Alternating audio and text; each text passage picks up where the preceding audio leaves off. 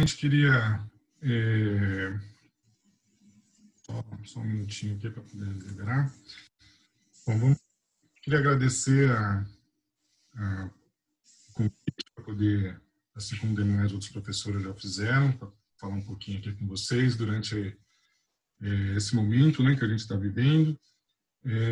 Me apresentar, meu nome é André Borgato, poucos podem me conhecer provavelmente, né, integrei o quadro da UAXA recentemente, agora começo desse ano, e a gente teve aí um pouco mais, né, de uma semana e pouco de aula, então ainda provavelmente sou um desconhecido.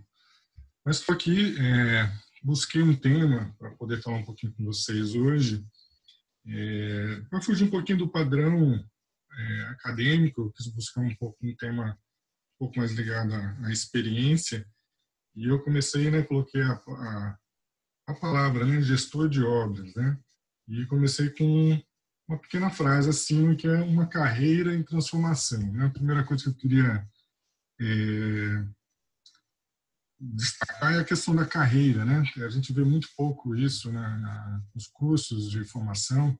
Geralmente a carreira de engenheiro estrutural, carreira de saneamento, né, mas a gestão de obra realmente é algo que muitos vão atuar. Eu vou falar isso ao longo dessa apresentação toda. E não há bem uma formação específica. Nós temos cadeiras, né, de gerenciamento de projetos, nós temos cadeiras de orçamentos, planejamento, controle. Tudo isso, obviamente, faz parte das atribuições dessa carreira, mas é algo que vai ser muito mais moldado ao longo da experiência, né, profissional que vai se advindo, e isso acontece muito rápido. Tá? Então, não é algo que fica também restrito ao campo de formação da engenharia civil. Ela permeia por todas as engenharias, e por isso eu acho que seria bastante interessante alunos de outras, né, de outras formações que tiverem aí, serão todos muito bem-vindos. Eu agradeço a presença aí dos alunos, dos meus colegas docentes, e os demais que estiverem aí, e vamos falar um pouquinho mais sobre isso. Bom, eu vou trazer aqui uma percepção, né, um pouco mais holística sobre esse tema da gestão de obras. Obviamente que eu vou me pautar em percepção de mercado, na minha experiência profissional, coisas que eu vivi. Fiz e eu faço sempre pesquisas em sites especializados, blogs. Eu acho que isso é uma prática, né, bastante interessante, justamente para enfatizar segunda palavra que eu coloquei ali, que é a questão da transformação, né? E não foi por acaso ali um erro de digitação, um F maiúsculo, porque a formação, ela faz parte, né? A constante formação, ela faz parte da carreira de qualquer profissional, e não é diferente na parte aí da gestão de obra, né? Então, vocês vão ver, eu vou falar isso de forma um pouco mais detalhada. Ser gestor de obra e gerenciar, um gerente de projeto, né, o que a gente acha muito com especialização em gerência de projeto, não é exatamente a mesma coisa. Elas têm equivalências, claro, mas existem algumas nuances, né, que são atribuídas àquele que está na frente da obra, né, conduzindo, seja lá qual for o tipo de empreendimento. Tá? Estou falando aí desde pequenas reformas até grandes parques industriais e obras de grande infraestrutura, né? Esse eu acho também bastante relevante em função, né, da característica da formação dos profissionais que nós trabalhamos na UAXA. Esse foi um dos valores que eu escutei logo que eu cheguei nas primeiras reuniões com a coordenação, que é a formação empreendedora, né? Então, às vezes, ser o gestor de obra é uma visão de dono, né? Não obstante vocês, quando tiverem, né, vierem a permear por essa carreira, vão se deparar com essa necessidade da visão de dono. É muito comum chegar, você assume uma obra e você é o dono dessa obra, e vai fazer, obviamente, né, vai exercer um outro olhar diferente daquele de um olhar só de um funcionário ou de ser uma parte, né? Vai ser o grande indutor disso aí, né? Então é isso. Vamos lá, vamos dar continuidade. Se tiverem questões ou alguma coisa a fazer, eu acho que pela melhor dinâmica, eu não consigo aqui ver o chat de vocês. A gente deixa para o final, eu abro lá para vocês poderem fazer as considerações. Isso aqui, na verdade, não está baseado, tá, em experiências laboratoriais, não é um trabalho, não é fruto de um trabalho acadêmico, mas é uma grande troca de experiência que a gente quer passar para vocês. Bom, qual a relevância desse tema, né? Eu já acabei falando um pouquinho ali no slide anterior. Não é difícil, tá? Uma grande parte dos engenheiros civis e outros, né? Já encontrei aí gestores de obras de outras formações de engenharia, desde engenharia de produção, mecânica, elétrica, depende muito do caráter, né?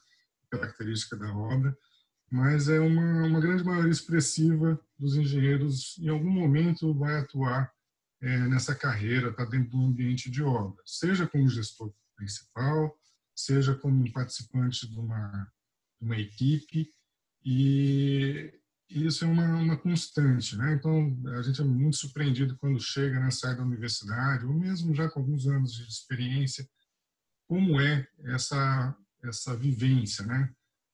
Então, vários vão chegar lá, mas eu não vi isso, né? De fato, né? Eu não vi, não fui formado, não tive formações que fogem, né, um pouquinho da parte das especialidades que nós vemos nas nossas disciplinas de formação, mas está lá todas as partes de uma gestão, tá? Há pouco tempo eu fui surpreendido por um e-mail de um ex-aluno, de uma outra instituição que eu fui professor, e ele me escreveu um certo desespero. Professor, eu me formei, sou agora um colega e estou conduzindo várias obras e eu tenho a impressão que eu não sei nada. Eu tenho a impressão que eu estou sendo enganado o tempo todo, eu tenho a impressão que eu estou errando, estou falhando com o dono da empresa, estou falhando com os clientes, estou falhando com os funcionários e eu não sei o que fazer. Eu fui muito assíduo, estudei as práticas de gerenciamento, sei como conduzir e fazer um cronograma, sei como planejar, mas essa vida de gestor é muito mais do que isso. Eu estou aqui, eu não sei como conseguir atender na plenitude. E, realmente, isso é a resposta que eu, infelizmente, né, tive que dar para ele. Essa, de fato, é a realidade, né? Então, essa saída da universidade, né, e a entrada, né, na experiência de campo é algo que é natural, ela vai acontecer e muitas informações elas vão vir, né, várias outras informações, e feeling e tudo mais que vão se acontecendo ao longo da nossa vida profissional. E sempre tem aquela discussão, né, da teoria, mas na universidade eu só vejo teoria, né, não vejo prática, né? Você é muito bom de teoria, mas não é muito bom de prática. Para ser um bom gestor, você tem que ter prática. E isso não é bem verdade, tá? Então, no meu ponto de vista, né, o que a gente, né, como balancear a questão da teoria e da prática, né? Eu acho que isso é uma constância, não é só, eu acho que é uma percepção minha, mas de todos, que não dá para ter nem ser um bom gestor se você só conhecer de prática, só acumular prática e não tiver bagagem teórica.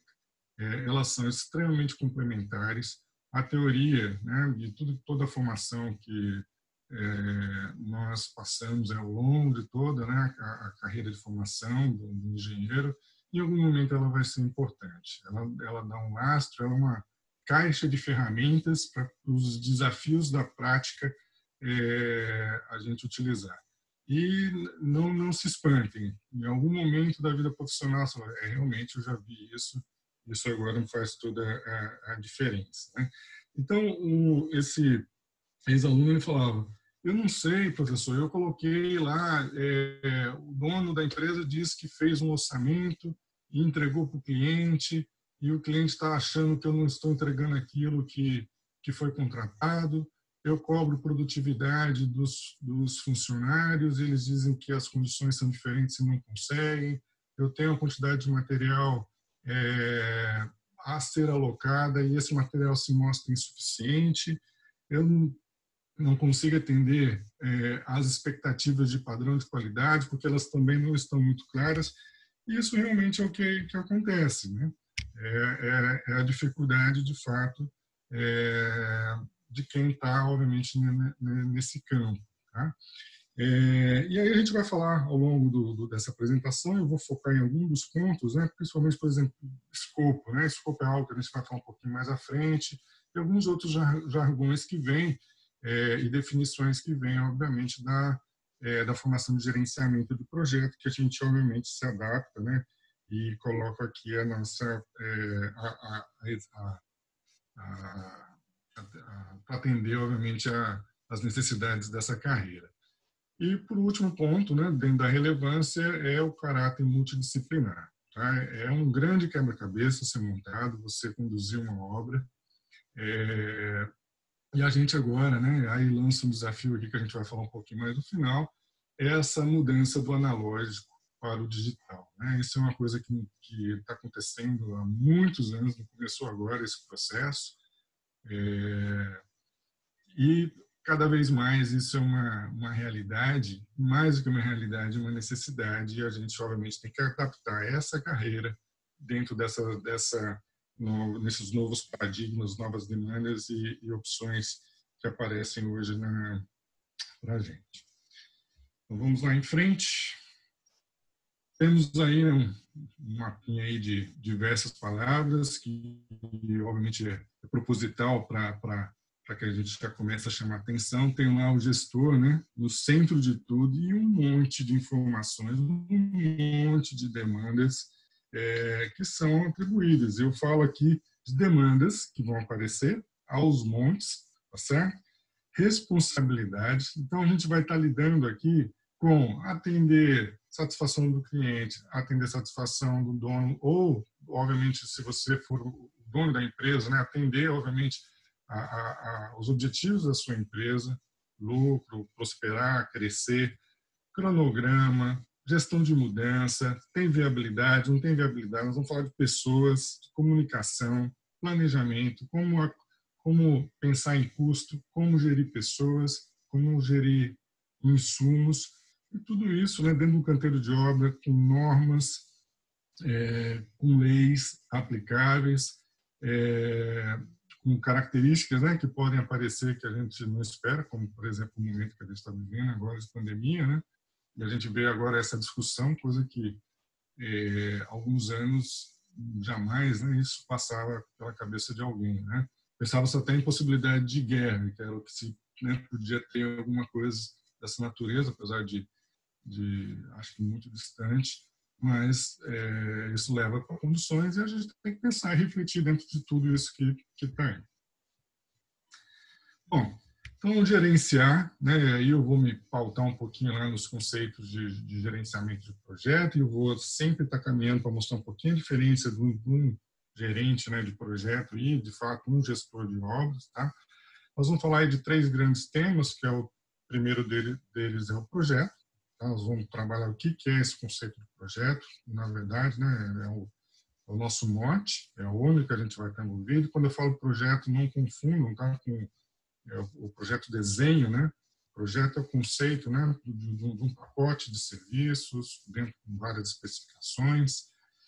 Esse projeto ele vai precisar ter um cronograma, que é onde a gente vai entrar, né, com o fator tempo, fator recurso. A gente vai trabalhar especificamente, né, vou falar um pouquinho sobre isso. Não vou entrar em detalhe, tá? Vocês já têm no nosso curso de formação essas formações, tá? De como fazer um cronograma e, mas no final, o terceiro tópico, a parte de orçamento, que vai, obviamente, expressar a parte financeira, tá? Dessa equação de projeto, como fazê-lo e quanto ele vai custar, certo? E quanto eu espero, obviamente, receber. Então, gerenciar é administrar, e aí tem uma palavra que é extremamente importante, simultaneamente as coisas acontecem nesses 3 tópicos aqui à direita, eles acontecem de forma simultânea, apesar de a gente ter, obviamente, uma sequência lógica, né, de como as coisas vão acontecendo na sua parte de formação, mas eles serão geridos simultaneamente, tá certo? O tempo, recursos, equipe dentro e fora do canteiro, a obra, né, ela não se resume a se você gerenciar somente, né, dentro dos limites físicos do canteiro.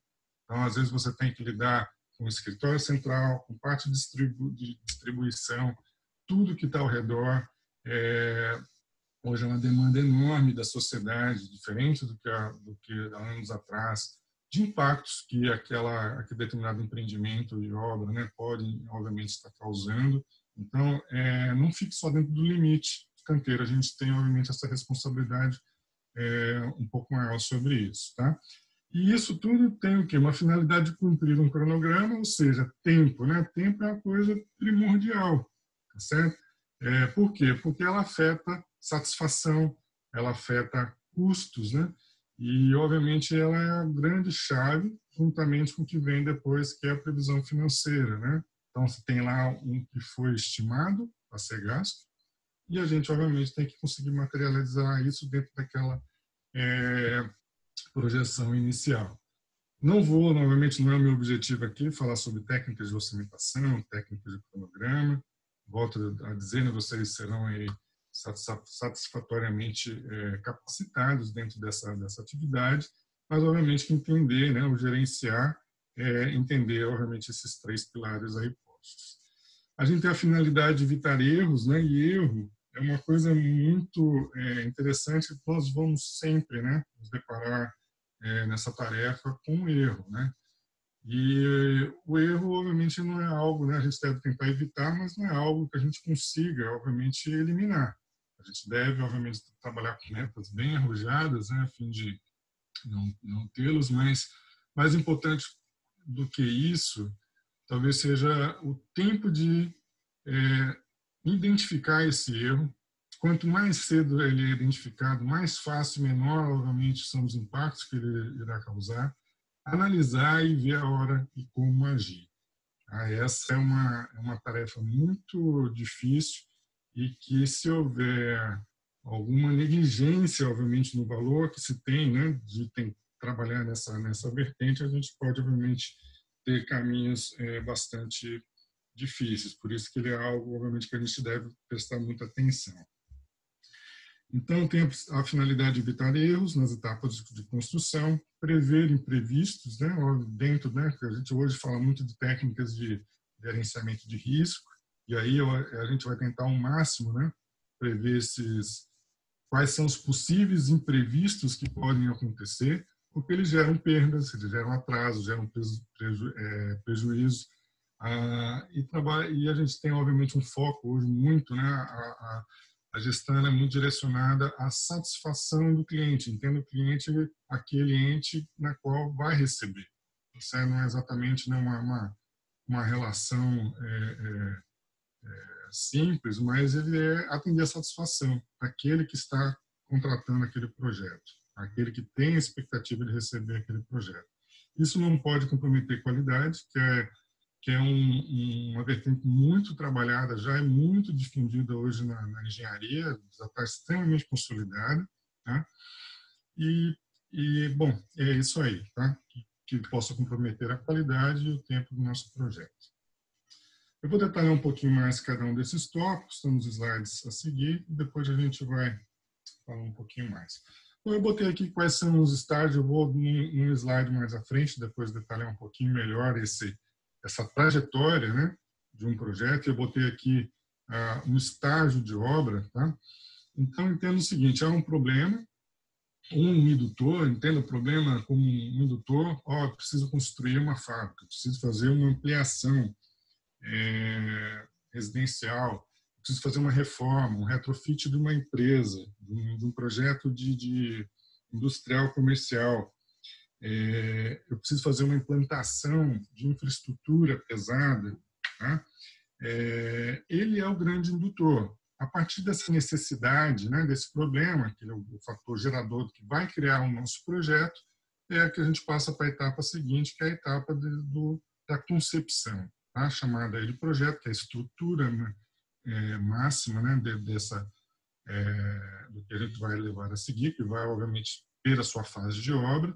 Então, é lá que irá ocorrer toda a parte de estruturação, desenvolvimento de todo o conceito de engenharia. Serão desenvolvidos todos os projetos arquitetônicos, de instalações estruturais e demais que sejam necessários para que ele possa ser colocado. Serão criadas todas as suas especificações, exigências, e a partir dali a gente vai evoluindo, tá? Esses tópicos, obviamente, no tempo, tá? Eles se entrelaçam de acordo com a característica do projeto. Algumas dessas fases são mais bem definidas, outras há uma sobreposição. Quando a gente tem, obviamente, materializado, né, o projeto, a gente já consegue começar a desenvolver os cronogramas, onde a gente vai traçar quais são as nossas estratégias de abordagem, como resolver aquele projeto, como materializá-lo, as diversas técnicas que nós temos na engenharia. Nós vamos fazer o planejamento, né, de como essas técnicas serão dispostas ao longo do tempo, quais são os insumos que nós vamos precisar, e nós vamos criar os mecanismos de controle para poder saber o nosso velocímetro, em que velocidade eu estou acima, estou abaixo, o que está provavelmente certo ou errado nessa equação para que a gente venha atender. E por último, obviamente nessa escala cronológica, né, nós temos o orçamento, que é a materialização financeira desse projeto. Quer dizer, obviamente, que para atender aquele projeto com aquelas determinadas finalidades, com determinadas características, dentro das técnicas propostas, dentro do que foi imaginado, isso irá ter um determinado custo e uma determinada, obviamente, previsão de recebíveis. Então, é ali que vai ser feita a materialização, desde lá da sua etapa inicial até lá a entrega e conclusão desse projeto, né, que a gente, quando a gente, obviamente, entende que aquela etapa da gestão ela começa a entrar na sua fase final. Eu vou ficar um pouco mais à frente, não é exatamente nesse ponto que a gente termina uma obra, né? Não é exatamente na entrega das chaves, mas ele é um grande marco. Talvez o mais importante é aquele que a gente coloca lá na parede do escritório e vai ter ele como alvo, né? Um dos primeiros projetos que eu atuei enquanto gestor foi uma ampliação de uma fábrica da Michelin, lá no Rio de Janeiro, uma fábrica de pneus. E a primeira coisa que eu escutei, eu fui assim que eu fui contratado, eu fui para uma conversa com um cliente, estavam os franceses, o dono da fábrica, e a primeira coisa que eu escutei essa fábrica tem que ficar pronta em tal data, porque essa produção de pneu dessa fábrica que sequer existia ainda, ela já está programada e já está vendida. Então, essa data ela é improrrogável, inadiável.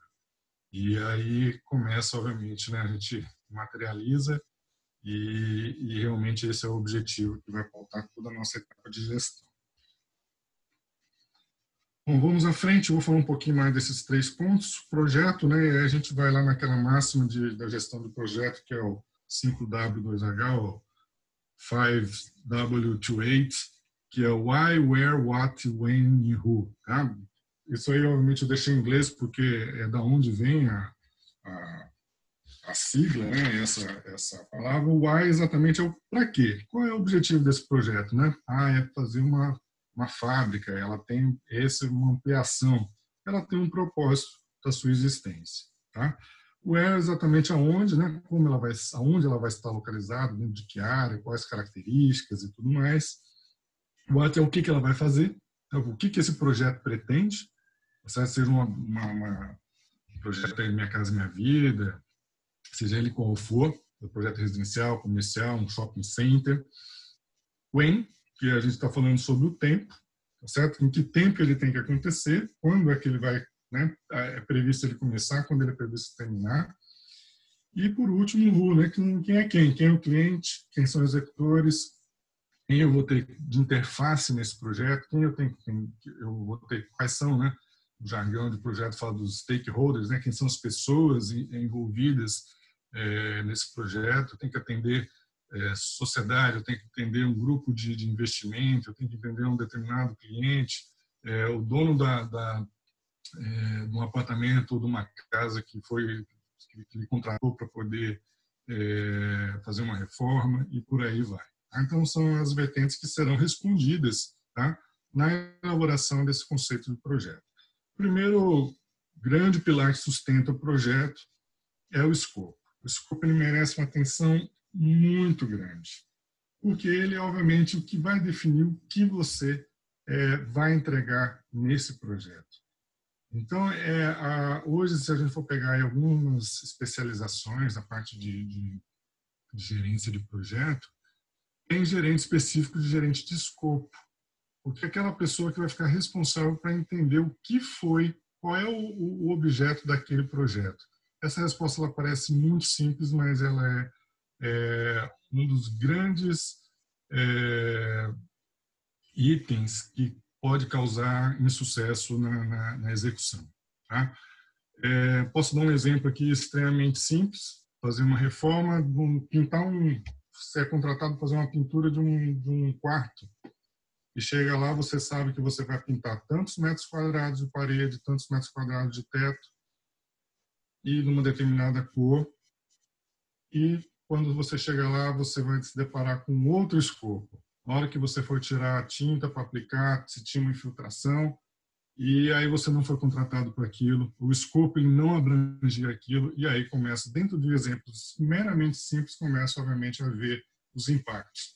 Uma vez que o escopo é mudado, obviamente que a gente tem impacto nas etapas que sucedem. Tem impacto, obviamente, no cronograma, o tempo já não é mais, o recurso já não é mais, a técnica já não é mais aquela que foi pré-concebida, e, obviamente, os impactos no custo que isso pode ser causado. Então, a gestão de escopo é extremamente importante. Tá? É dali que a gente vai ter essa primeira lição de qualquer gestor, é entender qual é o escopo que você tem que entregar. Tá certo? Quais os padrões, quais os requisitos para entregar exatamente aquilo que você foi contratado ou que é aquilo que lhe foi demandado para poder resolver. Com isso, a gente tem outras informações que estão ao lado, que são informações que vão nutrir esse escopo. Qual é o padrão de construção? Eu estou falando de uma obra residencial.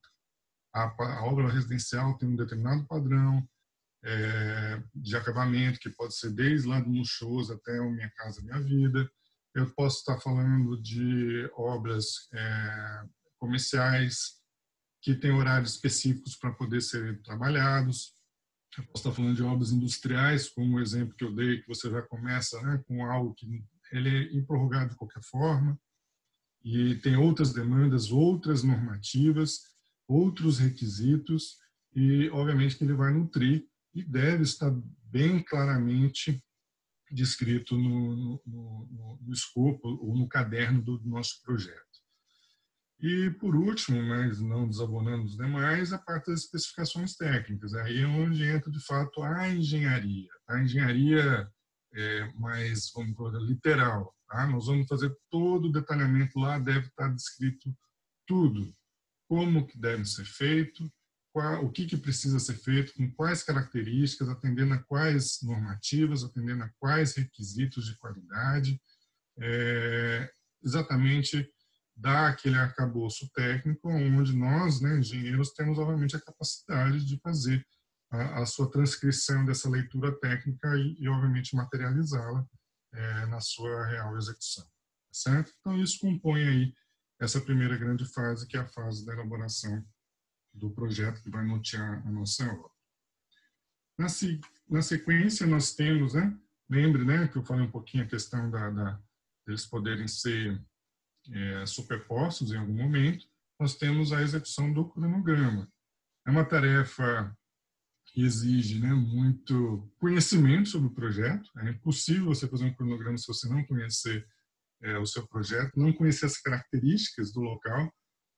O mesmo projeto, ele pode ter cronogramas muito diferentes a depender das condições aonde você for executar. Eu vou executar na Amazônia, num local de difícil acesso, ou eu vou executar no centro urbano, eu vou fazer uma obra de uma ponte, um rio que tem uma determinada característica, eu vou fazer uma reforma, uma ampliação de uma estrada que tem um determinado volume de tráfego, ou eu vou trabalhar numa área de uma reserva, ou seja, aquele projeto ele pode ter diferentes cronogramas, certo? A depender muito do que as características que estão lá mencionadas.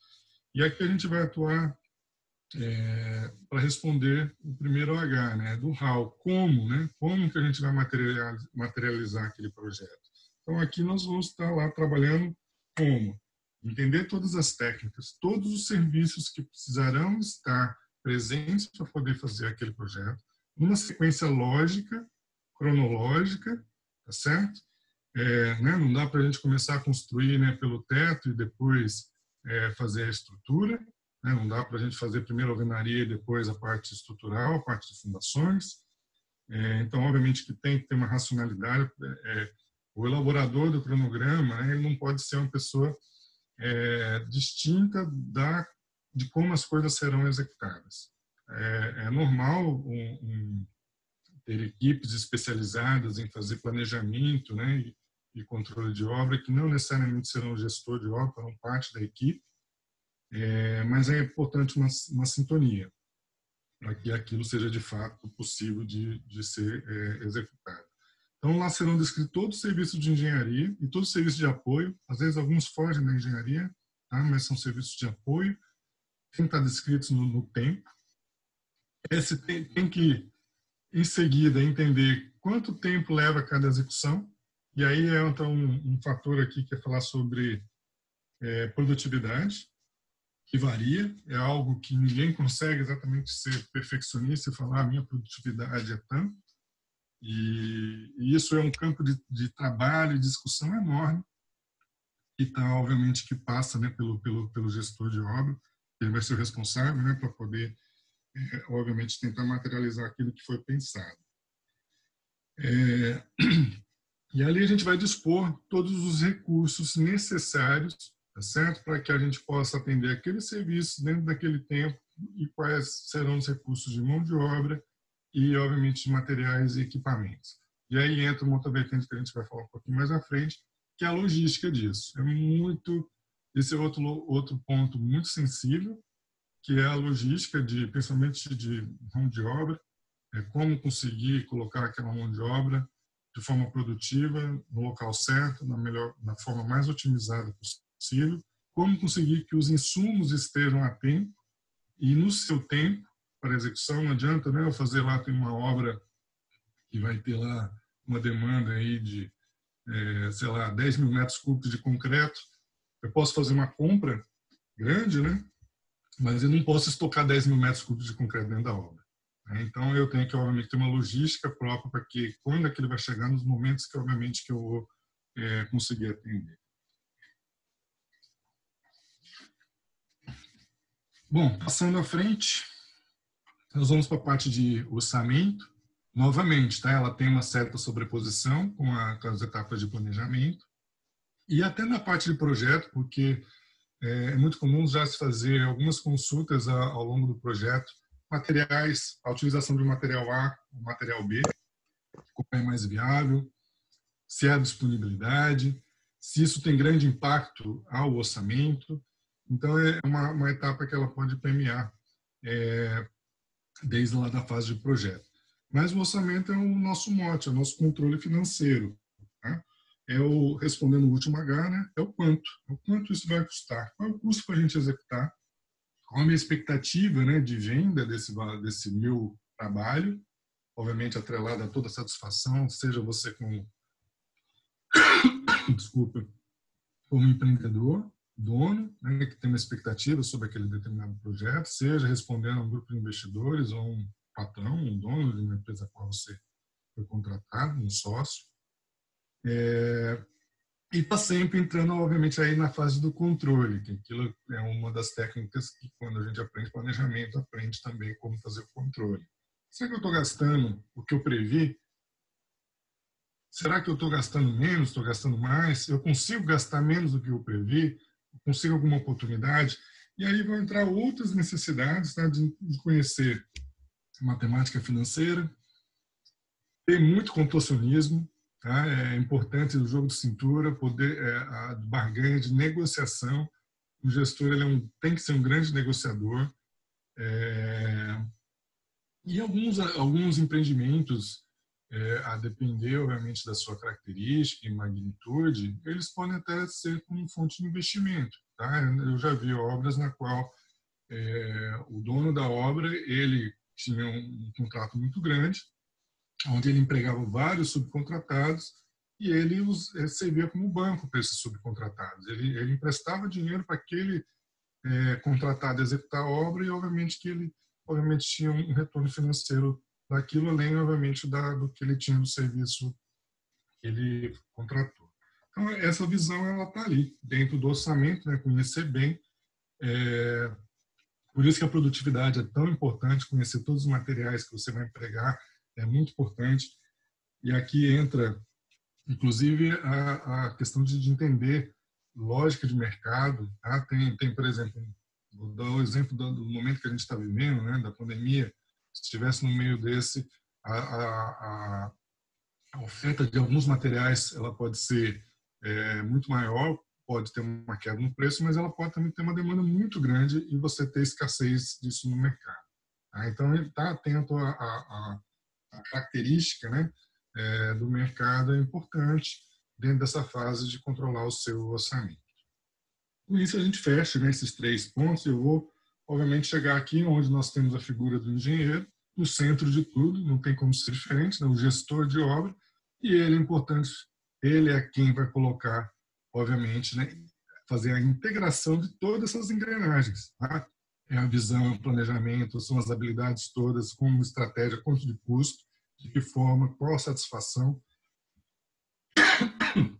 E aí vai, obviamente, naquela busca da satisfação, né? Eu volto naquela reação lá do meu ex-aluno, onde como, né, conseguir agradar a todos, me agradar e agradar a todos e, obviamente, concluir o que eu preciso fazer. Então, essa matemática, tá certo? Essa engenharia e, obviamente, habilidades de gestão, com esse conhecimento de tudo que eu, obviamente, coloquei agora há pouco, é o que vai conseguir botar todas essas engrenagens encaixadas, movimentando, para que, obviamente, ela gire na velocidade que precisa girar e alcance o objetivo que a gente precisa alcançar. Bom, só um momento, por favor. Esse gráfico aqui, ele traz um pouco do resumo, né, do que eu falei até agora há pouco, porque já a gente vai vamos mudar um pouquinho o foco. Mas aqui vem uma materialização, né, do que eu acabei de falar. A gente tem a obra no centro de tudo, que é como a gente vai materializar aquele projeto. Nós temos as vertentes, né, do tempo, do cronograma, acima, como a gente vai conseguir cumprir aquele tempo. Nós temos a vertente de custo, atender dentro daquele custo que foi previsto. E aí a gente tem uma série de outros tópicos que nós vamos ter que gerir ao longo dessa gestão. Então, nós vamos falar lá, planejamento e controle de obra, né? O ciclo PDCA. É o Plan, Do, Check, Act. Né? Então, isso vai ter uma constância. A gente vai estar toda hora, né, para que a gente saiba que a gente está no tempo certo e gastando o que foi previsto, a gente tem que estar fazendo atividade de planejamento e controle. Toda obra começa com o planejamento mais estrutural e ao longo da execução ele vai tendo suas etapas, né, de detalhamento. Então, a gente tem aquele planejamento que vai falar ao longo do tempo da obra de 1 ano, a obra de 1 ano e meio, a obra de 6 meses, como ela vai ser conduzida, mas cada tópico daquele merece um detalhamento de meses, se não de semanas. Né? O mais comum é o detalhamento de semana. Qual é a atividade da semana para que aquele planejamento seja cumprido? Se não for, obviamente, entra no ciclo. Né? Eu planejo, faço, vou analisar, e se o negócio não estiver certo, a gente vai atuar para que ele, obviamente, seja corrigido. E ver os impactos e, obviamente, tentar mitigá-los para que a gente não venha atrapalhar nas vertentes de tempo e de custo. A qualidade, né, no segundo ponto, que está aí colocado, tudo tem que ser feito de acordo com os padrões de qualidade estipulados, seja através do padrão de qualidade da sua empresa, da empresa que você trabalha, ou do que está descrito no caderno de projetos. Então, não pode, né, ser aceito nada diferente daquilo, dentro dos requisitos lá que foram estipulados. O controle financeiro, que está muito atrelado à parte do planejamento e controle, mas ali a gente vai estar, né, retroalimentando e vai estar vendo fluxo de caixa, então você tem o controle financeiro do projeto, você tem o controle de fluxo de caixa, né? Às vezes você pode estar com o seu projeto dentro das expectativas de custo, mas está com problema de fluxo de caixa por algum recebível ou por falta de aporte de algum ente financiador, seja lá qual for, e isso tem que fazer parte, obviamente, do controle. Logo abaixo eu coloquei um tema que ele ultimamente tem sido muito trabalhado, tá? Que é a parte de gerenciamento de riscos e seguros. Eu diria que dentro do campo da engenharia, para empreendimentos de médio e pequeno porte, ele é uma novidade. Para os empreendimentos maiores, ele já é algo que já vem de alguns anos, mas está muito atrelado a você buscar aquela tarefa que eu falei, que é antever problemas, né? Quais são os riscos que eu posso ter? Eu apostaria que ninguém, tá? Nenhum grande gerente de risco conseguiu antever esse problema de pandemia. Tá? Eu já participei de vários grupos de gerenciamento de risco, lembrando que um gerente de risco ele é alguém que conhece as ferramentas, né, de gestão, tem vários, FENE, SWOT, entre outros, mas ele não necessariamente conhece os riscos do projeto. Né? Quem alimenta são os projetistas e principalmente o gestor. Ele que dá os insumos para que você possa fazer essa estruturação de gerenciamento de risco. Mas o grande objetivo disso é a gente trabalhar, obviamente, na busca de antever os riscos e na tomada de decisão quando os riscos eles ocorrem, né? Para a gente entender o nível de impacto, né? Tem que ser com relação ao gerenciamento de risco, entender o problema, entender o impacto que ele causa ao nosso projeto. Então, a gente pode gastar mais se o impacto for alto, pode gastar menos se o impacto for baixo, né? E mitigar de uma outra forma. E está atrelado com eles a questão dos seguros. Hoje, alguns empreendimentos já trabalham com técnicas aí de assegurar que as coisas vão acontecer da forma como foram previstas, né? Obviamente que para ter um seguro de obra, ele é bem diferente do que, por exemplo, é tratado aí nas obras públicas, com caução e outros, é um outro conceito. Então, ele tá muito atrelado a padrões de desempenho, padrões de atendimento daquilo que foi previsto, obviamente com bonificações, né, ao assegurado caso algo saia do controle. Eu acredito que isso vai chegar vai ser uma realidade dentro em breve. Eu já tive alguns trabalhos com relação internacional e isso é uma prática. Por exemplo, nos Estados Unidos, você controlar um pequeno empreiteiro, a primeira coisa que você vai pedir são os antecedentes dele, obviamente, de entender, obviamente, a técnica, né, se ele está capacitado, mas qual o tipo de seguro que ele vai lhe oferecer. Tá? Então, obviamente que isso tem remuneração, né? Não é de graça. Mas não é o tópico da nossa apresentação, mas como é algo que está cada vez mais entranhado, né, na questão de gerenciamento, eu quis trazer aqui para vocês. A questão do suprimento e logística, geralmente o comprador não atrasou com a minha entrega, né? O comprador da empresa, geralmente você tem um comprador, dependendo do porte da empresa, você pode ter um comprador único, você pode ter um comprador específico do seu contrato, e geralmente ele que é o responsável pelos atrasos, né? Isso aí é um engano. Então, essa cadeia, né, de suprimento e logística, ela tem um valor muito grande. Grandes empreendimentos, você tem gerentes específicos para logística e suprimento, dada a importância disso. Às vezes você tem que fazer importação de materiais, ou você tem que assegurar uma grande compra com entregas, né, escalonadas, como eu falei um pouquinho agora atrás. Então, é uma área bastante sensível, que a depender do porte, quem vai fazer isso, pode vir a fazer isso, é o próprio gestor daquela obra. Passando para o lado direito, né, aí nós temos lá a comunicação. A comunicação hoje não, né, ela já é uma base, mas cada vez mais ela tem importância, né, nas relações gerenciais, né, nas cadeias de comando, saber se comunicar bem, falar, obviamente, a linguagem que vai ser realmente interpretada. Então, é muito comum a gente, no meio de obra, né, você tem um determinado padrão de linguagem quando você está falando com o corpo diretor, ou você está falando com colegas, né, do seu mesmo nível de formação, e quando você está passando essa informação para quem, obviamente, vai estar na parte operacional, que pode ter uma linguagem diferente. Às vezes, a percepção e como você vai transmitir essa informação, ela tem que ser ajustada, obviamente, ao público que vai estar recebendo, para que não haja ruídos. Uma vez que haja ruídos nessa comunicação, a gente pode, obviamente, ter grandes problemas, tá? Principalmente no caso de erros, né? Isso é muito importante. Quando eu falo de comunicação, não é só comunicação verbal, a comunicação também escrita, né? A qualidade dos projetos que vem lá, ela tem que ser pré-interpretada para ver se ela está claramente, né, percebível para quem, obviamente, vai executar. Isso tudo faz parte desse campo da comunicação, tá? Depois a gente entra aí na parte de segurança, meio ambiente, saúde, segurança e meio ambiente, que hoje é uma realidade, né? Se a gente pensar numa obra, talvez como a Ponte Niterói, né, construída na década de 60, 70, 60, né? A realidade da atuação desse segmento era muito diferente do que é hoje, tá?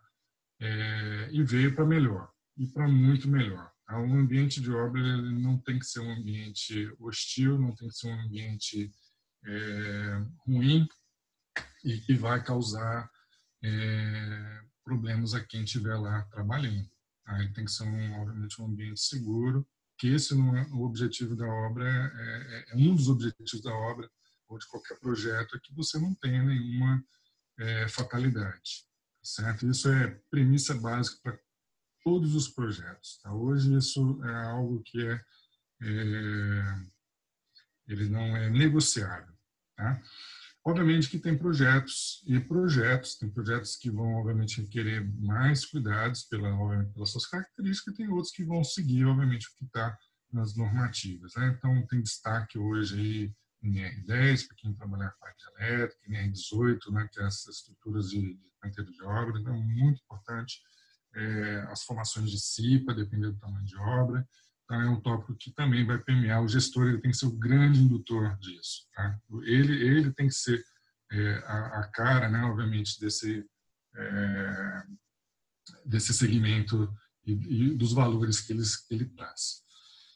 Na sequência, recursos humanos, né, lidar com gente, né, de todas as espécies, todas as formações, entender que as pessoas estão ali nesse projeto com uma determinada função, mas cada pessoa no universo tem uma característica e saber lidar com recursos humanos, por vezes, é uma tarefa muito árdua. Tá? Lidar com satisfações, expectativas, anseios, problemas. Então, às vezes, o gestor ele acaba, dependendo da sua tamanho do empreendimento, o nível de interação que ele tenha, por vezes ele vai ser psicólogo, ele vai ser pai, mãe, conselheiro ou algoz, seja lá qual for a sua atribuição. Mas recursos humanos, obviamente, que a gente vê, dependendo do tamanho de obra, você tem geralmente um corpo dedicado a lidar pela sensibilidade, obviamente, que é esse assunto. Tá? E os dois últimos tópicos, né, vou falar um pouquinho bem rápido sobre a questão de compliance. Hoje está muito ligado, dependendo da característica da empresa, você ter lá mecanismos, né, de transparência, ética, combate, obviamente, né, prevenção, combate não, mas prevenção, né, de corrupção. Então, isso é uma coisa que depende muito da cultura da empresa, depende muito da cultura do seu cliente, mas que ela é um valor que eu acho que já faz parte, tá? Inclusive na parte contratual, que está ligada na parte de licenças de direito, que eu coloquei abaixo. Às vezes a gente, dentro do campo da engenharia, quer também ser advogado e a gente acaba que, às vezes, a gente se equivoca. Né? Então, a gente precisa ter um bom contrato e, geralmente, tem que delegar isso a quem sabe, né? Quem entende disso. Hoje se fala muito em inglês, né, smart contract, que são os contratos bem, enfim, uma tradução livre, contratos inteligentes, ou seja, são aqueles contratos que não têm características leoninas, né, que são possíveis de serem cumpridos, que estão estabelecidos toda a relação de direitos e deveres. Tá? E isso está muito ligado também, obviamente, com os atos de compliance. Então, esse conjunto todo, né? Você vê que eu gastei um bocado de tempo e provavelmente não cobri todos os assuntos, mas eles permeiam dentro desse eixo vertical, que é controlar o nosso escopo do projeto, tá? Que está aí no centro, como a obra, controlando o seu cronograma, né? O tempo da sua execução e controlando o custo, e com todos esses fatores aí laterais entrelaçados dentro dessa gestão. É isso, vamos passar à frente. Eu coloquei aqui mais para dar uma ilustrada, né? Então, a gente se baseia muito nos conceitos aí. PMI é o mais famoso deles, né? Que é um organismo, né, certificador de técnicas de gerenciamento, né? Que é o Project Management Institute, que tem sua base lá nos Estados Unidos. Existem outras certificadoras, o PMI é o mais famoso, ele tem o famoso guia, né, que é o PMBOK, que é o Project Management Body of Knowledge. E eu coloquei ele aqui para vocês entenderem que tudo que eu falei atrás a gente consegue ver aqui traduzido, onde cada um desses setores, desses tópicos abordados aqui no PMI, estão entrelaçados com o que a gente falou na vida de um gestor de obras. Às vezes a gente faz isso de forma pelo feeling e pela necessidade das coisas, mas a simples estruturação de um projeto está aqui. Então a gente pega aqui um pouco à direita, né? Você tem a qualidade no centro de tudo, atendendo o escopo, que é a descrição do projeto, atendendo o tempo, que é o nosso cronograma, e atendendo o custo, que é o nosso orçamento. E a gente tem, obviamente, entrelaçado a isso, conduzir, fazer a integração de tudo, gerenciar riscos, gerenciar as partes interessadas, né? São clientes, sociedade, diretores, seja lá o que for, e tem que ter a comunicação, tem que ter a aquisição, tem os recursos humanos, que são os indutores, ou seja, essa estruturação de gerenciamento de projeto, ela se encaixa muito bem aqui, e vocês veem aí que cada área dessa, tem aí as 10 áreas, né, do gerenciamento de projeto, hoje tem até mais, mas cada uma dessas, dependendo do porte, ela vai ter, obviamente, uma pessoa responsável por isso. Aquisições do projeto, qualidade do projeto, risco do projeto, escopo. Então, eu poderia pegar um exemplo mais simples possível. Novamente, eu vou voltar ao da minha reforma, né? Eu vou fazer, então, a gente consegue botar uma técnica dessa, que parece muito elaborada, em qualquer nível de obra, de empreendimento. Fazer uma reforma de uma casa, que eu tenho lá, quem é a minha parte interessada, né? Se eu for o dono da empresa, eu sou uma das partes. Obviamente, eu tenho os funcionários, que vão ser, obviamente, os indutores, e eu tenho o meu cliente, que é a parte principal interessada. Eu tenho que atender um determinado padrão de qualidade, ou seja, eu tenho que pintar, entregar a pintura na cor e na rugosidade que o cliente me pediu, eu tenho que atender um tempo que ele me pediu para fazer essa reforma, eu tenho um determinado custo que eu previ gastar e quanto ele vai me pagar, e eu vou gerenciar tudo isso, tá certo? Dentro dessas técnicas que a gente acabou de descrever. Então, isso vai desde algo muito pequeno, tá, até um projeto maior, obviamente, o que vai ter de mudança aí é a escala, a quantidade de recursos que a gente vai alocando para que a gente possa fazer esse atendimento. Tá? Tem outras formas aí de certificação, não é o meu objetivo aqui, mas aí cada qual, por exemplo, pode ser faz um curso de gerenciamento de projeto com certificação do PMI, então vai ser lá um PMP. Tem outras certificações na parte de engenharia de custo, você tem certificações na parte, por exemplo, o PRINCE, que é na parte de meio ambiente, você vai ser um gestor específico para a parte da certificação ambiental. Tem o do Scrum Master, que são técnicas de planejamento e controle. Então, aqui, obviamente, dentro do empreendimento, né, do tamanho, a gente pode ter, obviamente, magnitudes diferentes aí dos níveis de certificações. Mas isso tudo permeia lá pelo gestor, geralmente, pode ser que ele, obviamente, não domine, necessariamente ele não tenha essa necessidade, mas que ele saiba se comunicar e engrenar, né, que essas coisas todas venham a acontecer. Então, esse foi o objetivo aqui dessa colocação. E aqui eu detalho um pouquinho mais aqueles estágios de obra que eu coloquei lá no início, né, que é o ciclo de vida de um projeto, e eu quero destacar algumas coisas aqui. Você tem aqui do lado esquerdo, né, a fase conceitual, essa no canto superior esquerdo, aonde você tem lá o problema, o indutor, que vai aparecer o projeto, vai ser materializado. Temos que isso pode, né, ter as sobreposições, tem o cronograma e o orçamento. E geralmente nessa etapa, por isso eu coloquei uma divisão aí, que você passa agora para a parte da execução, abaixo dessa seta verde, que é onde de fato vai ser feita a materialização daquilo que foi pensado, né, durante a fase conceitual. Tá? Há uma característica não desejável, mas que ela ocorre muito, que é a equipe que trabalha nessa fase conceitual não ser a mesma que vai atuar na fase de execução. E, obviamente, por razões claras. Né? Um engenheiro estrutural, ele não tá, o objetivo profissional dele não é executar a obra, sim fazer o projeto estrutural. Mas, geralmente, o gestor de obra, ele entra, ele recebe algumas semanas antes, quando ele não recebe já em cima da data de início, fala assim, esse é o projeto, esse é o tempo e esse é o custo. E daqui agora você é responsável.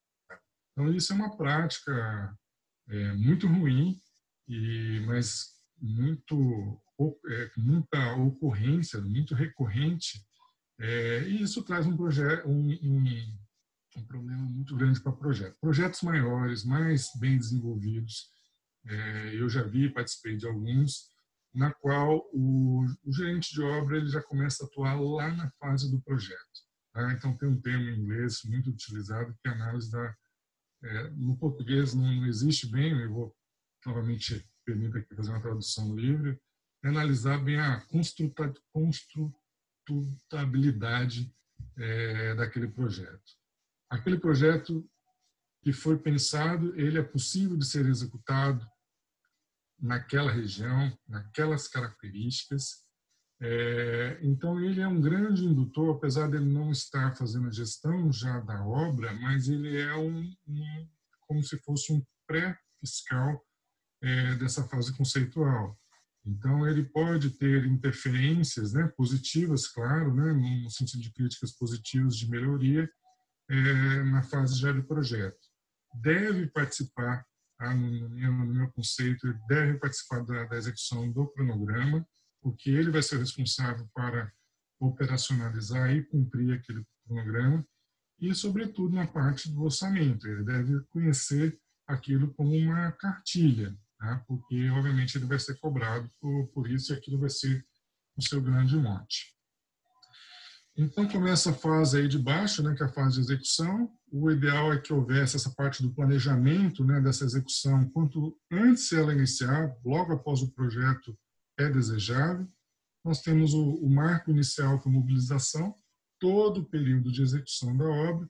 E aí eu remeto novamente para o lado superior aí da seta, aonde dentro, tá certo, da execução da obra, nós voltamos a ter fase de projeto, seja para detalhar melhor algo que não está claramente, que não foi claramente detalhado na fase conceitual, seja para fazer um simples as-built, né, vocês já devem conhecer esse termo, ou para fazer adaptações, ocorreu um erro ou algo que foi pensado não é possível ser realizado e o projeto, obviamente, ele entra atuando com caráter suplementar para poder fazer os ajustes. E aí entra de novo o ciclo do cronograma e orçamento dentro do ciclo PDCA, que vai ser controlado, que foi pensado na fase conceitual, agora na fase executiva.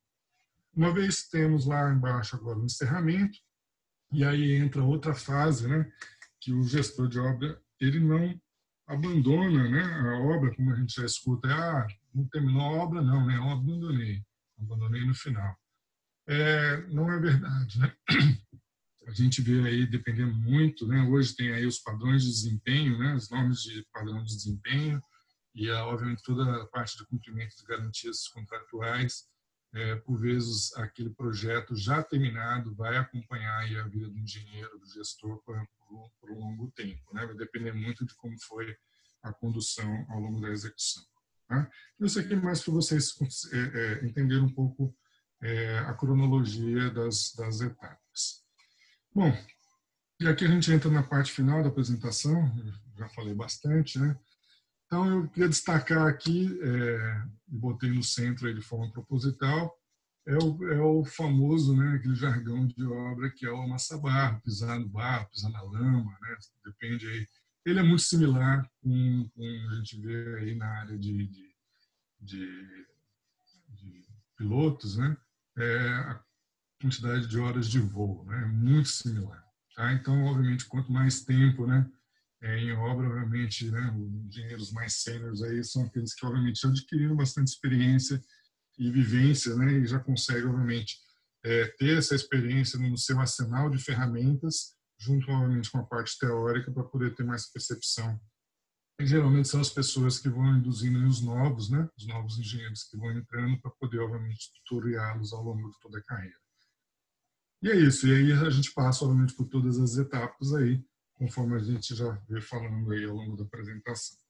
E agora eu vou mudar um pouquinho aqui, falar um pouquinho, né, só para fazer o fechamento, a gente fala um pouquinho da parte tecnológica, as principais habilidades, né, do gestor de obra. Primeiro, a organização, né? A organização é algo que, acho que para todos os profissionais, mas sobretudo para o gestor, a cara da obra, a cara do projeto, é a primeira impressão, ela obviamente tem que ser impecável, tem que ser organizada, né? Não só para atender aspectos normativos, mas é um ambiente obviamente organizado, uma pessoa, um gestor organizado, ele deixa as coisas mais harmoniosas, aquelas engrenagens giram de forma mais harmoniosa, tá? Elas giram sem trepidação, sem devidamente lubrificadas. Essa é uma função muito importante. Então, é a pessoa que vai garantir que aconteça como planejado, o orçamento, vai cumprir cronograma. Então, a organização é essencial para essa carreira. Tá? A visão sistêmica, né, logo aí abaixo, é aquele que tem que entender tudo. Né? Você tem que ter uma visão global, você tem que saber entender todo o seu projeto, aonde você quer chegar com aquilo, desde lá daqueles dos 5Ws, 2H, você tem que entender exatamente tudo, buscar saber quais são as limitações que esse projeto tem, quais são os possíveis pontos falhos, o que pode ser melhorado, entender o papel de cada profissional que vai estar ali envolvido, tá? Saber exatamente qual é a área, qual é o momento de cada. Né? Então, a gente tem, por exemplo, falando a parte mais simples, tem um momento lá da equipe de fundação, tem importância para que aquilo ocorra, já depois aí a parte principal já deixou de ser a parte das instalações, a parte estrutural, depois vem as equipes de instalações e por aí vai, tá? Entender, obviamente, como essas coisas vão se caminhando. E tem uma coisa bastante importante, né? Que é harmoniar, tá? Ter uma visão para que todas as coisas possam ser devidamente serem bem entrelaçadas e harmoniosas ao longo da gestão. Essa visão sistêmica, entender como as coisas funcionam, o grande laço disso é a teoria. Tá? A gente tem que estar bem, os conceitos teóricos vão fazer toda a diferença nesse momento quando você atrelar com a parte prática, saber exatamente como as coisas acontecem e como elas devem, mais do que isso, como elas devem acontecer, de que maneira elas devem acontecer. Então, é uma habilidade bastante requerida, tá, nessa carreira de gestor. Já falei um pouquinho sobre a competência de negociação, né? A gente não vai negociar só preço, vai negociar prazo, vai negociar insumos, a gente vai negociar condições, vai ser indutor, tá certo? Às vezes a negociação ela também está na motivação de equipes, quando você tem, obviamente, algum fator estranho, algum fator que possa trazer alguma espécie de contratempos. Tá? Então, é uma característica bastante desejada. Então, está aí, né? Negociação de materiais, serviços, prazos, tá? Tudo isso tem que ser muito bem entrelaçado e muito alinhado ao seu planejamento. Né? Essas negociações também elas não podem demorar muito. Às vezes você não conseguiu um preço para um determinado serviço que estava no seu orçamento, mas se você não contratar, o problema vai ser muito maior. Tá? Então, saber, obviamente, ter, obviamente, essa visão e flexibilidade e tentar, obviamente, se antecipar e fazer boas negociações. A comunicação, como eu já falei, né, que a pessoa, obviamente, ela tem que saber se comunicar, e aqui eu ressalto a questão da transparência, né? Eu já falei um pouquinho sobre comunicação lá nos slides atrás, mas é a transparência com as partes interessadas, tá? Se o seu projeto está mal, se o seu projeto tem erros que estão visíveis, eles têm que ser claramente apontados e comunicados, tá? A gente não pode ser só responsável durante essa carreira, né? Responsável pelo sucesso e, no caso do insucesso, ser o culpado, né? Então, obviamente, a gente tem que... Existe uma cadeia de valores atreladas, e essa comunicação ela tem que ser muito bem trabalhada, né? Para que a gente, obviamente, não venha negligenciar um determinado problema e não fazer a comunicação da forma. Posso dar a sequência? Bom, vamos lá. A liderança obviamente, está muito atrelada com a questão da responsabilidade.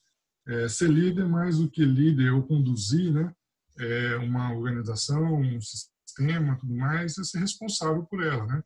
A pessoa que, obviamente, chama a liderança é aquela que, obviamente, vai inspirar a responsabilidade por todos aqueles que estão fazendo parte, né?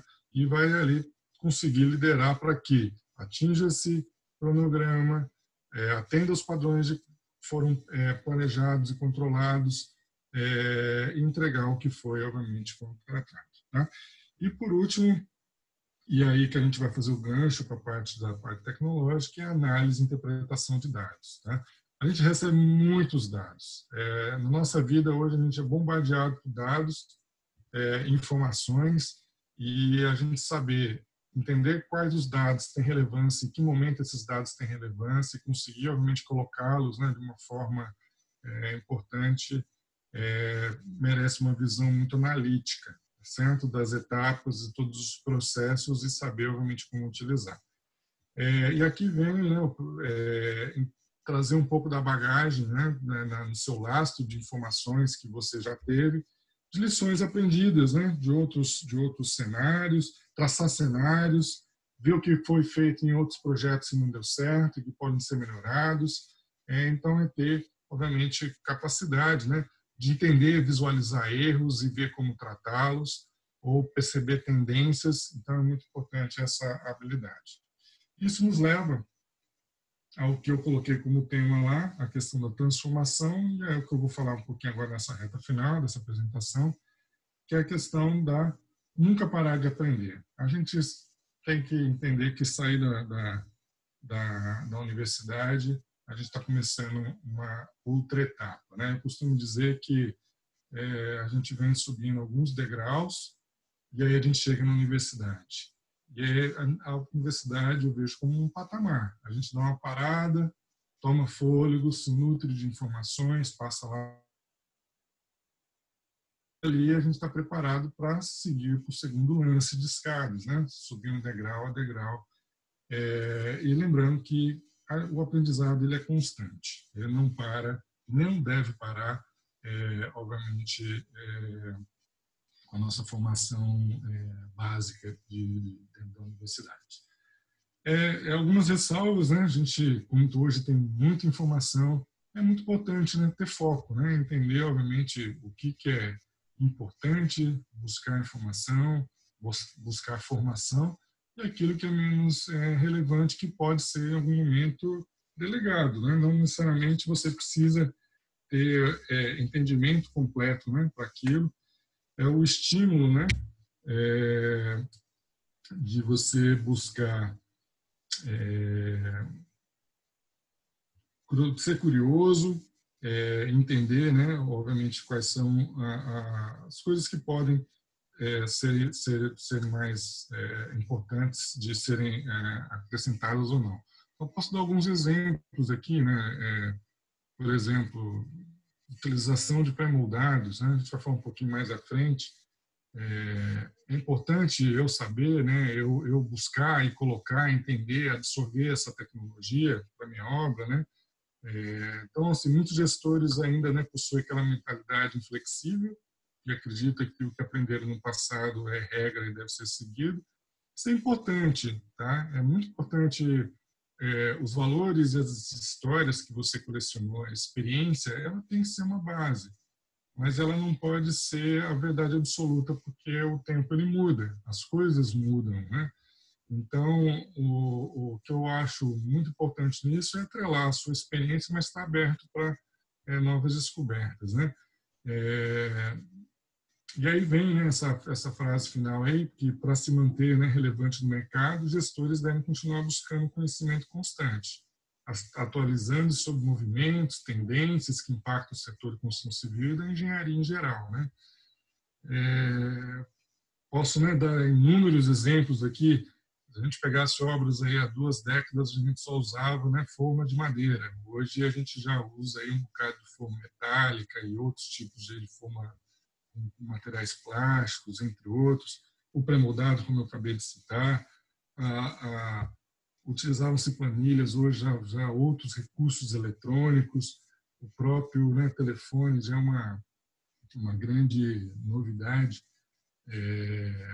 Os recursos, né, de mobile, entre outros que nós temos aí. Tá?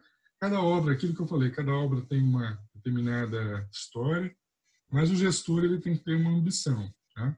Tem como qualquer outra área, ele tem que ter uma ambição, entender aonde que ele quer chegar. Isso vale para todas as áreas de conhecimento, mas aqui, como é o nosso foco aqui, é muito importante. A tecnologia é um grande indutor disso aí. Tá? Então, manter-se atualizado, né, não tem a ver com adotar toda nova tecnologia que surgir e se capacitar para utilizar cada nova ferramenta lançada no mercado. Não é isso. Tá? Nem tudo que é lançado ele é adequado para aquela nossa realidade.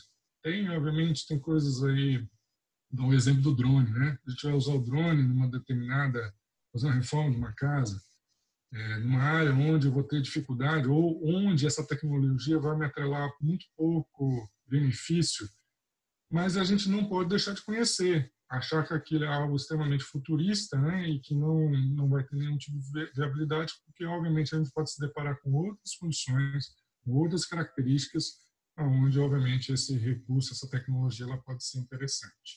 Então trata-se, né, de entender os movimentos que conduzem às inovações, o avanço tecnológico, e a partir daí a gente vai ter uma visão mais clara sobre como o seu trabalho, o seu negócio pode se beneficiar dessa transformação.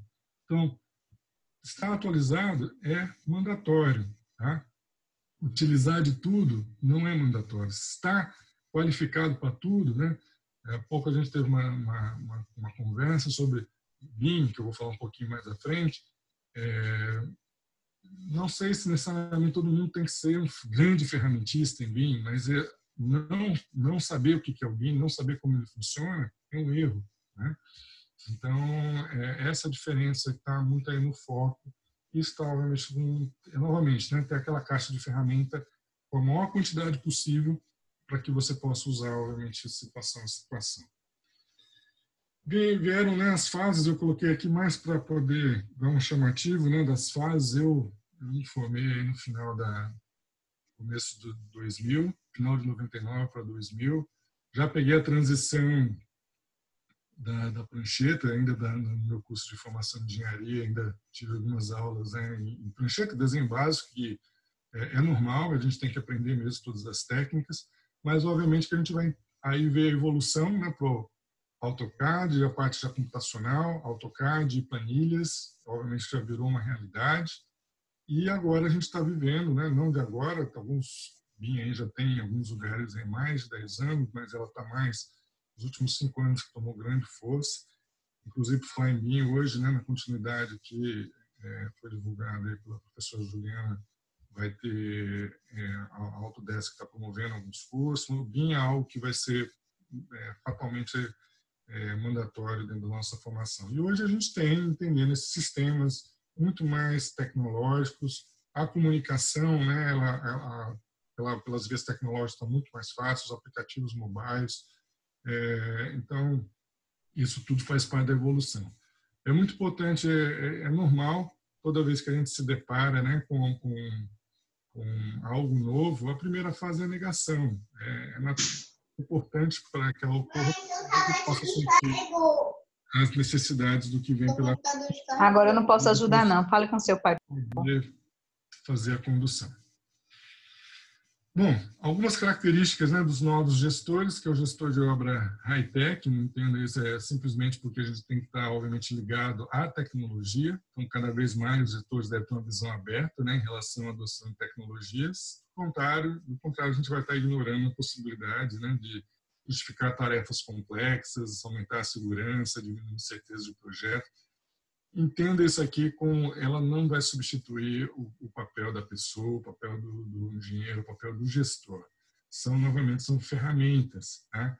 Agora, a gente não pode negar que, obviamente, elas vão otimizar muito a nossa tarefa e devem, obviamente, como ferramentas, serem grandes facilitadores. Vou citar algumas aqui, por a parte de inteligência artificial.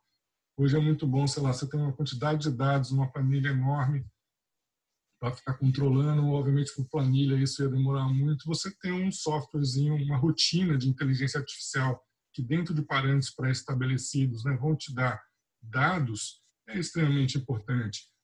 Você coloca lá uma rotina para acompanhar a variação de commodities, né? Por exemplo, você está numa obra, você tem lá a variação do preço de aço, coisas dessa natureza, e aí eles vão dando um alerta. Né? Então, esse tipo de rotina de inteligência artificial é uma ferramenta valiosíssima e muito poderosa para todos os engenheiros. Né?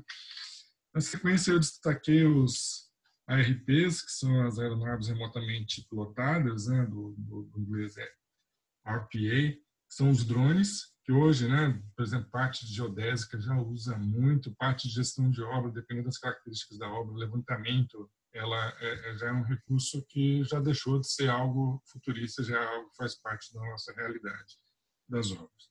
O BIM, eu não vou me deter aqui a detalhar, porque isso aqui merecia, obviamente, horas e horas de falar, e eu não estou um pouco capacitado para poder falar sobre tudo, sobre BIM, tá? Eu sou um aprendiz também nesse campo, mas ele é uma grande ferramenta, é o grande integrador disso tudo, juntamente com softwares de gestão.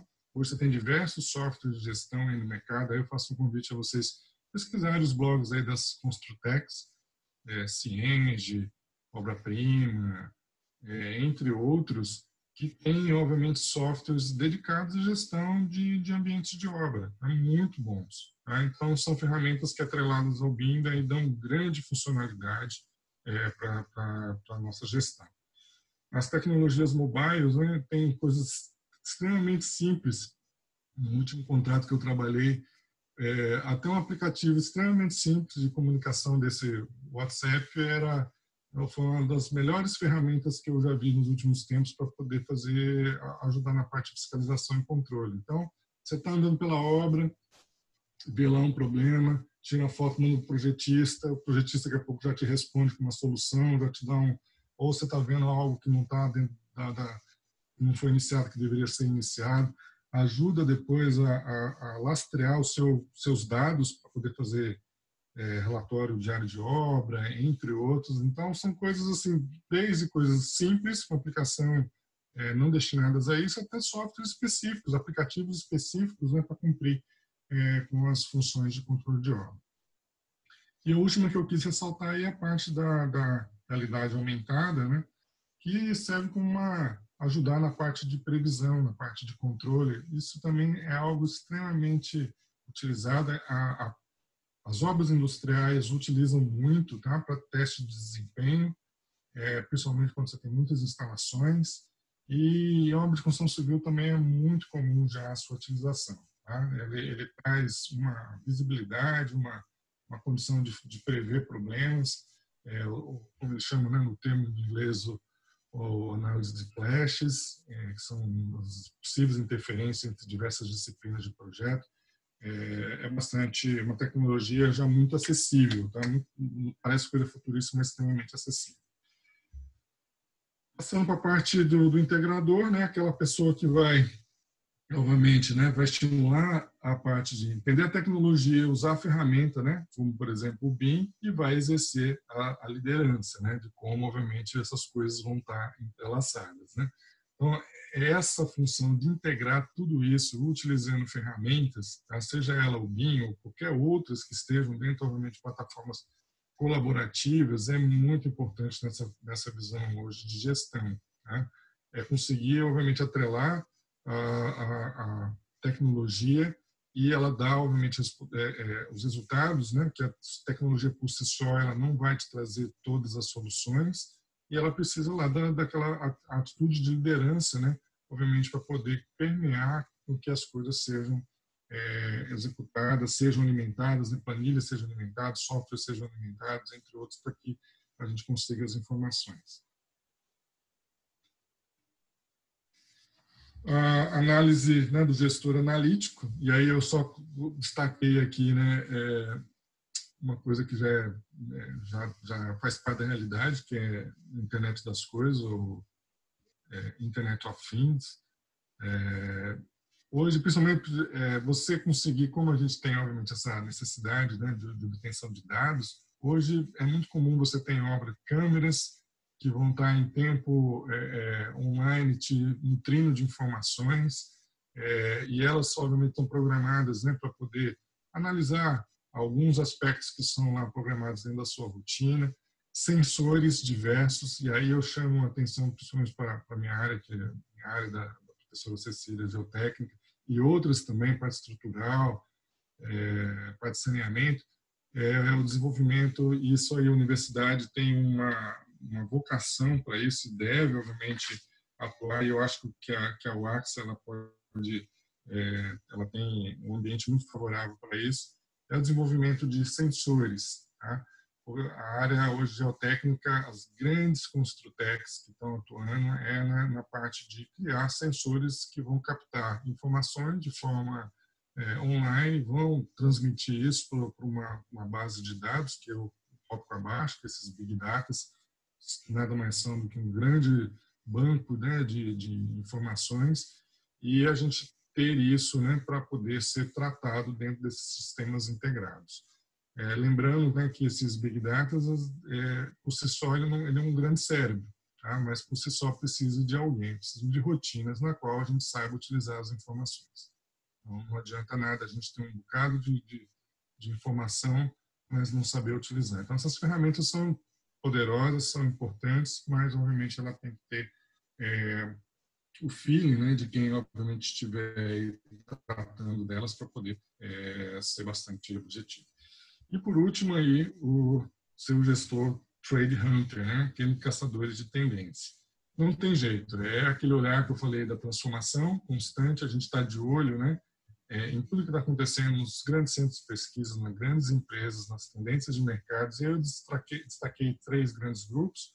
O primeiro é o do processos e materiais, é uma evolução muito grande, é um desenvolvimento tecnológico muito grande. Eu não sou especialista nisso, tem lá a professora Simone, que é da área de tecnologia de materiais, construção, enfim, a gente tem o próprio pessoal da engenharia de materiais. Hoje isso a gente tem que estar muito atento, porque essa evolução dos materiais e de processos de construção, ela traz muitos benefícios, né? É extremamente interessante como você pode mudar as características, né, de um determinado empreendimento com utilização de materiais, que eu vou listar alguns aí à frente, só para a gente ilustrar essa questão. A gestão da informação, né, o BIM, obviamente, está no centro de tudo isso, mas, novamente, né, gerir essas informações é justamente uma grande ferramenta, né, para que a gente possa usar a tecnologia como aliada para as tomadas de decisão, para a condução, para rotinas, né, que são nem sempre, né, são muito favoráveis, né, para a nossa utilização.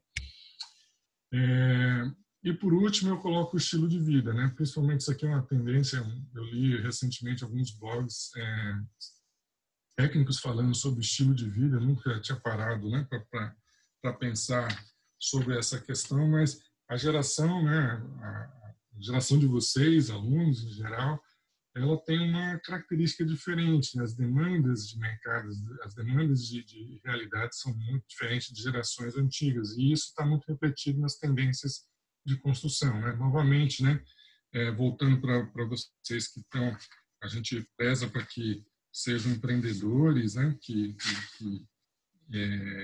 ajam aí de forma, né, a agregar valores, entender essas demandas. Então, as gerações hoje, por exemplo, tem uns estudos que gostam, prezam muito mais pela experiência do que, obviamente, pelo algo material. Então, grandes centros, por exemplo, morar em apartamentos com tecnologia, né, com automação de internet, com controle de temperatura, de luz, ligar, abrir e fechar cortina, entre outros, prestação de serviços atreladas, isso às vezes é muito mais chamativo do que simplesmente um padrão convencional. Tá?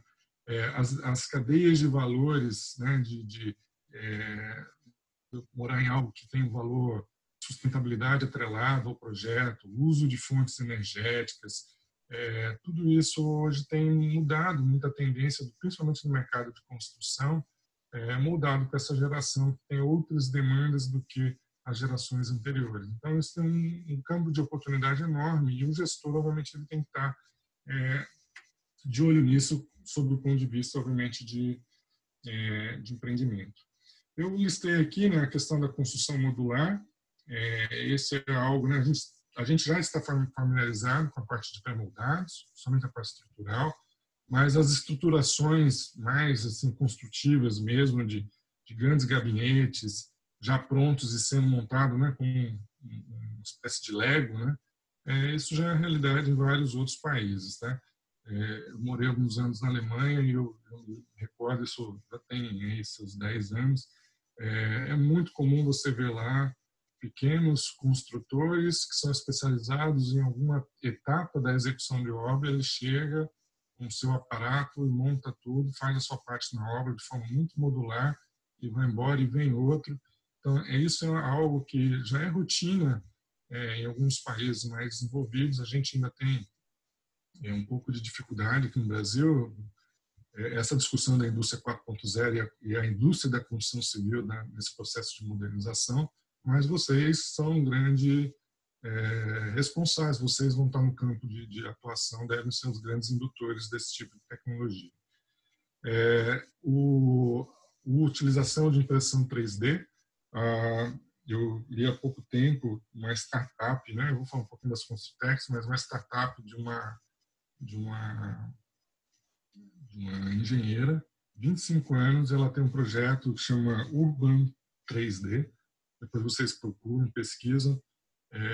Ela tem um projeto enorme e está conseguindo grandes investimentos para a construção de moradias populares com utilização de processos de impressão 3D. Tá? Então, são visões que, obviamente, abrem mercado, tá? E que vai mudar. A vida de um gestor, obviamente, numa posição dessa, ela muda radicalmente. E vocês, enquanto engenheiro, independente da carreira que vierem seguir. O outro tópico que eu botei aí só como destaque, o Digital Twin, que nada mais é do que uma maquete eletrônica na qual a gente consiga, muito mais do que só uma maquete, uma interação, a gente poder reproduzir o que a gente vai construir, o nosso projeto, com utilização de software, realidade aumentada, não só para acompanhar, mas poder antever problema, entender como as coisas estão evoluindo. E isso, né, o trabalho de controle de uma obra, ele consome muito recurso, muito. Ele é extremamente importante. A gente não pode fazer um projeto sem controle, mas ele é muito importante, mas ele gasta muito recurso. Tá? Então, essas tecnologias vêm auxiliar muito nessa condução, justamente para poder, isso aqui está de acordo com o cronograma, isso já era para estar em tal etapa, você já fez, né, um roteiro BIM, ele faz muito bem isso. Ao longo do tempo, ele já vai colocando todas as etapas em que está, da forma como foi concebido, e você vai conseguindo fazer essa comparação com a realidade. Né? Utilização de robótica atrelada, né, nessa tecnologia, tem muitos serviços de risco, né, que hoje já estão sendo substituídos por robôs, com bons olhos. Utilização de garments e wearables, né, que são vestimentas. Por exemplo, eu vi uma coisa extremamente interessante, uma vestimenta como se fosse um corpo robótico que é colocado no funcionário para que ele possa carregar pesos, capacidade de peso maior sem ter danos a ele enquanto pessoa. Então tem um monte de recursos, tem os recursos de óculos, que vai fazer a parte de captar imagens, enfim, tem um bocado de novas tecnologias. Eu não vou parar aqui para descrever todas elas, mas é algo que a gente tem que estar sempre atento e ver qual é a sua possibilidade de utilização. Os smart materials, né, os materiais inteligentes, como eu falei lá atrás, aí você tem, vou dar alguns exemplos aqui, o concreto, né, que vai mesmo curando as suas próprias fissuras. A gente da área de geotecnia e da parte estrutural também adorar isso, né? Porque o nosso grande problema de patologia, né, na parte de concreto, né, com um material desse aí. Então, a biotecnologia tem influenciado muito isso, tá? Então, a gente tem que estar muito atento para a possibilidade e viabilidade de utilização desses materiais. Botei aí a parte de madeira, construção com madeira está numa velocidade enorme, né? A gente sempre houve a parte de estrutura de madeira foi muito repelida, né, pelos seus problemas de insetos, umidade, a questão de incêndio.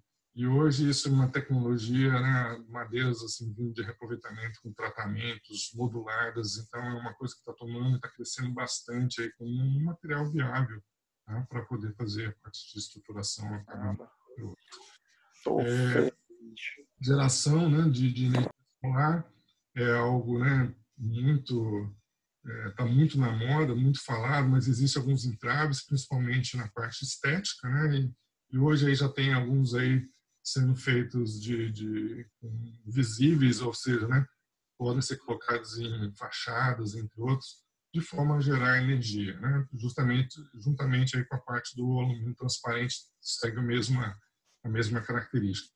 Os materiais cerâmicos, entre outros, e tem aí, prezam pela parte de conforto térmico, né? A gente sabe que o gasto energético é algo que tem que ser muito pensado, né, na parte de desempenho das edificações. Então, isso são tecnologias aí utilizadas ao longo do mundo, aí que vocês podem estar sempre atentos. É bem interessante, tem vários exemplos aí, tem um prédio ele é chamado de Land Hall Building, em Londres. Ele utilizou muito essas tecnologias e materiais e processos diferentes.